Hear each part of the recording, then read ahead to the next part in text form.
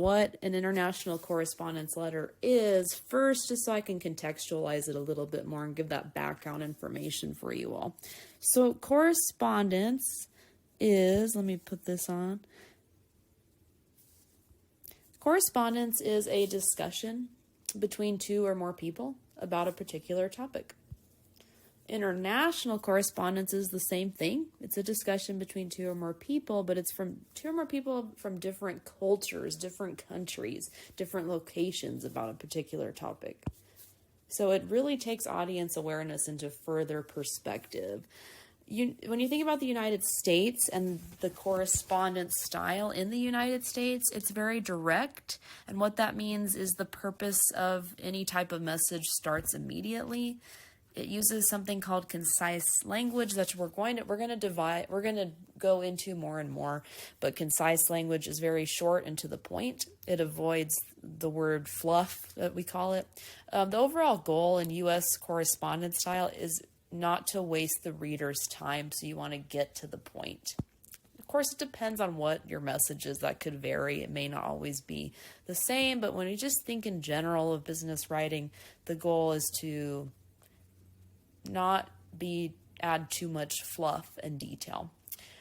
Other cultures might find these practices very rude and maybe even unprofessional, but it doesn't mean the U.S. is not unprofessional in that way. It's just a cultural norm. It's something that is expected, and it's something that's practiced.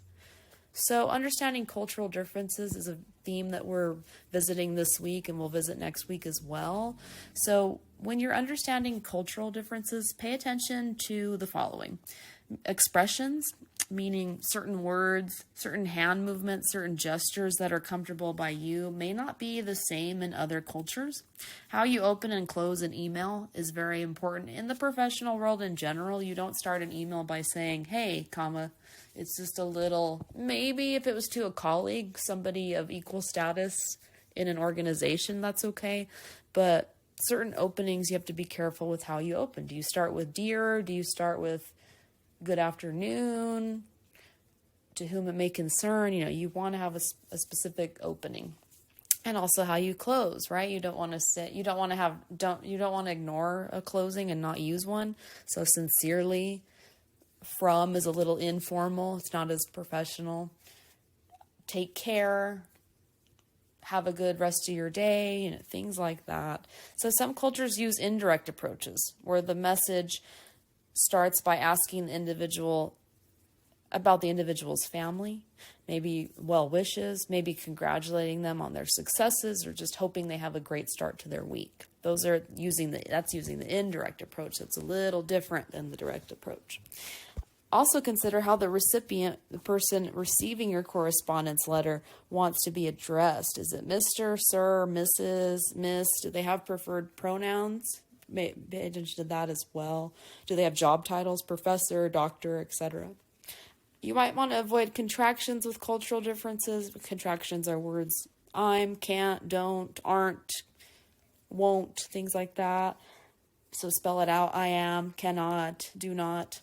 And avoid informal language. LOL, gonna, guys, wanna, etc. You want to avoid those types of informal vocabulary. So when you write international correspondence, learn about the recipient's culture first. Where are they from? And what is the cultural norm there? Write down similarities and differences between your self-expressions and their cultural expectations. What do you do in how you communicate versus how do they do it as well? Use ethics. We're talking about ethics this week as your main responsibility as a communicator, or considering ethics so that you respect your audience, but also so that you show that you are a professional as well. It also shows that you have a driven plan, and so that you're organized in the workplace. Avoid idioms. Idioms are expressions used within cultural language norms. Any type of expression that is central to one language only. For example, someone might say, let's pay it forward. And somebody may have no idea what that means. The word pay might make them think that they have to use money for something, but that actually just means to channel good, helpful advice or help to others so that they hopefully follow suit and help others as well. And so there's that chain of helping others, chain of reaction to help others just for the well-being of society. It has nothing to do with money, right? But that's an expression and it could be misinterpreted. Avoid humor because humor doesn't translate anyways through text, but you want to be careful with culture as well. I recommend downloading this PowerPoint while you're listening, and there's a link here to a movie that I love, Clueless. And I won't play it because of copyright, but think about their expressions if you use any of those or if you don't, and how confusing that could be for the audience if you don't relate to the expressions. And explain any type of professional abbreviations. Example, if you use the word NMSU, you probably want to spell it out as well because they may not know what it is, especially if it's from another country. So New Mexico State University. Do not use first names unless the recipient requests it. This is really important. Write out dates, but pay attention to the order that the country uses. The U.S. uses month, day, year format, but other countries start with a date. So the day, the month, and the year. The U.S. uses the month, day, year. So example, July 20th, 1989. But some countries start with the 20 July 1989. So little things like that could be very confusing for the audience if they're not used to it, because certain dates could be switched and it could look like the opposite. For example, July is 07. So if you said 2007, that country is used to that format, that's showing that you respect their concept of time and how they use detail in their dates. And it just shows that you've researched and you value them as a professional. And this is a little cut off, but specify time zones, meaning what time zone are you in? Are you in Mountain Standard, Eastern Standard, etc.? We're here in this region, we are in Mountain Standard Time. I try to even include that on my syllabus in case I have students in an online class who live somewhere else. So that's just to consider the audience again. And then we have some really important files that I want you to review that contextualize this more, but there's direct versus indirect communication styles depending on the culture. And these are just overall, so sometimes it varies, but overall direct communication is the U.S., and that is literal and direct. It speaks to save time, so it avoids, quote, fluff, just excess language and sentences that don't relate to the purpose. Says no to be honest, not to be rude. It's just to be honest and to be clear so that there's no misinterpretation. Meetings are usually on time in direct communication cultures.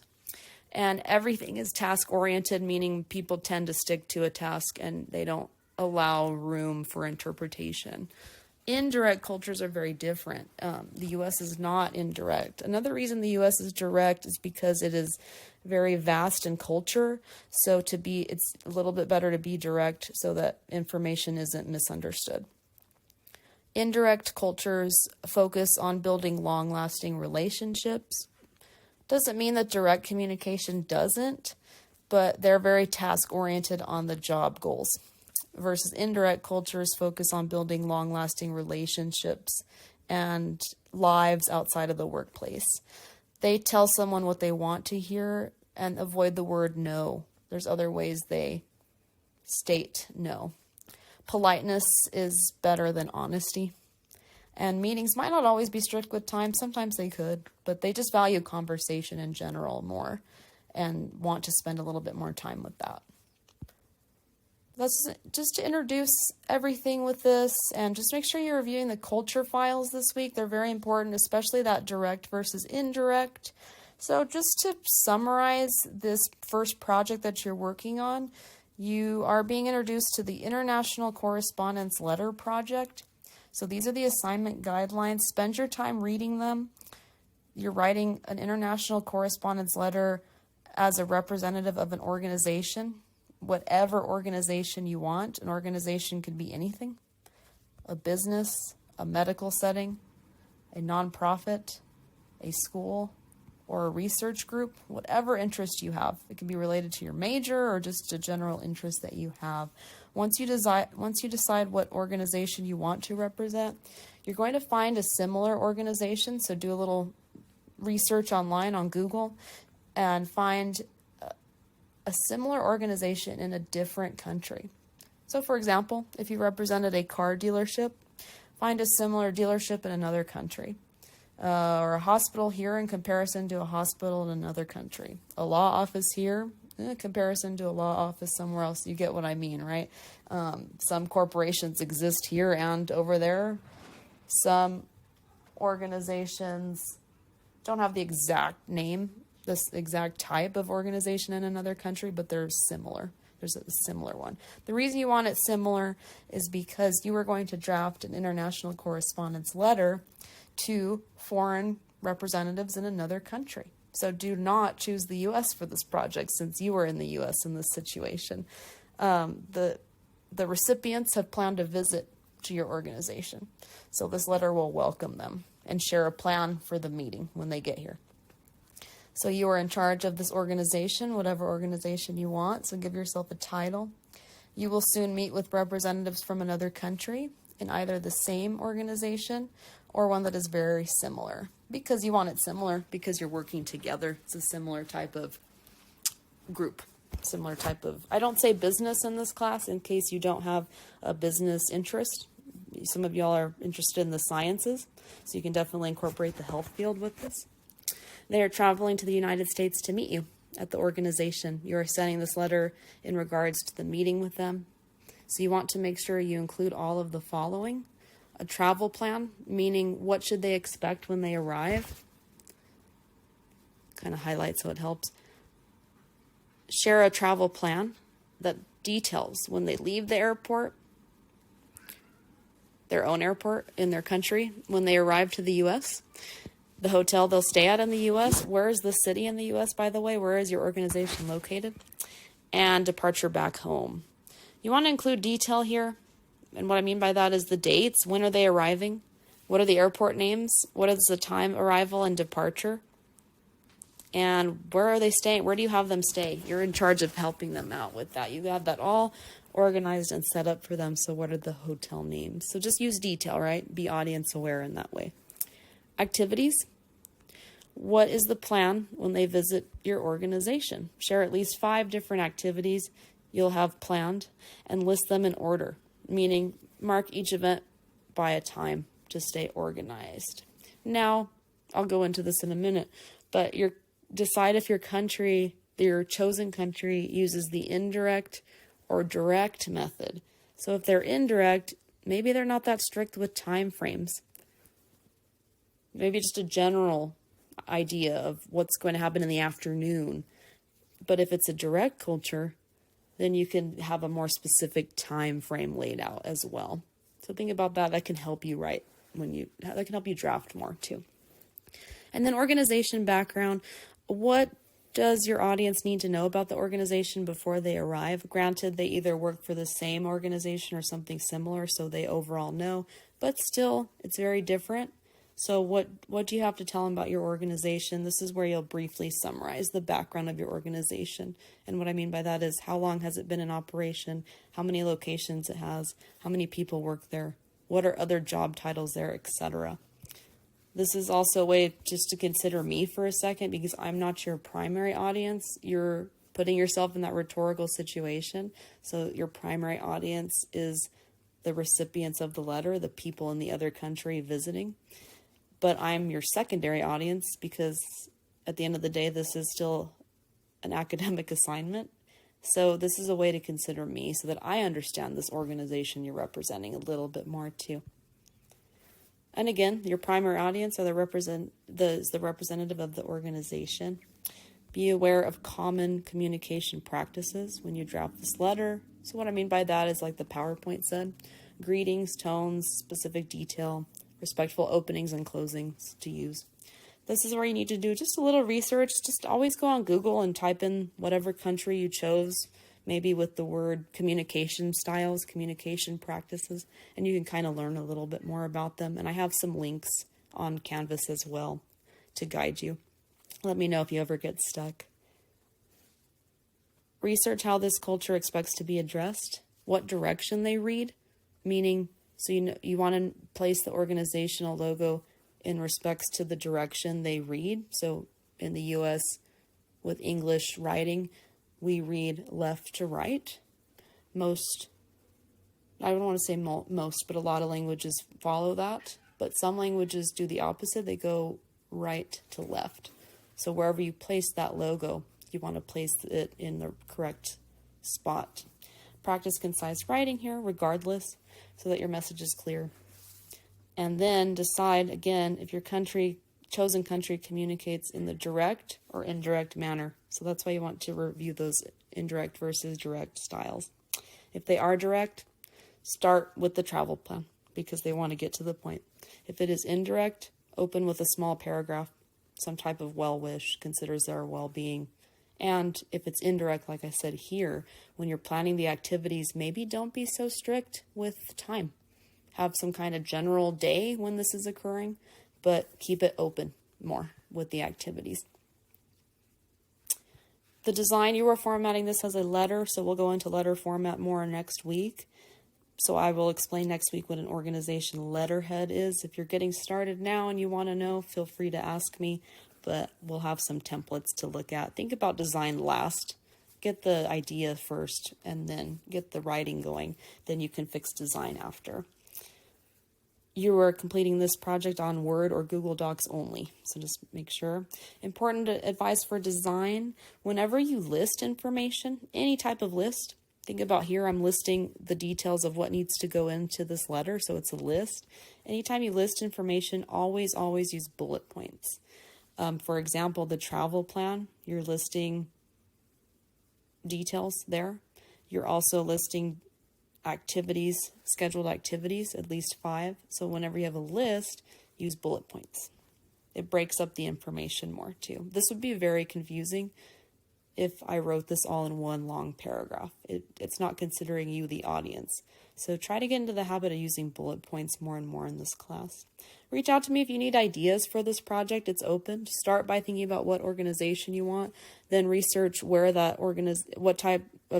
then research what country you'd like to visit to see if you can connect an organization there to the one you choose here. Maybe you work backwards. Maybe choose a country first and then choose an organization. It's always better to choose a real one that already exists, because if you create one, then trying to find one similar in the real world might be a challenge. However, if you're creative, I always have different types of personalities in this class, so I welcome open topics. If you're completely stuck, you have no idea, one thing you can do if you want is represent a U.S. college, any U.S. college you want, and you're contacting a college in another country where you're hosting students from that country to a study abroad at your college. That could be a really cool topic. You don't have to choose that at all. It doesn't have to be school related at all. But if you're stuck, that's something that I thought of right now that you might want to look at. Make sure you post to Padlet here. I want you to share your ideas for this project briefly on this link here, because I think it helps students when they brainstorm together. So don't be afraid to be, quote, wrong on this. There's no right or wrong. And we're just planning this week. So next week I'll have a more detailed PowerPoint on this assignment, but this week we're just planning with your topic proposal. Make sure you review my grading rubric below. Basically what it is this information in the form of points for the project. So let me know if you have any questions, but we're just getting started this week. If you want to get ahead and you want PowerPoint access earlier before next week, just let me know.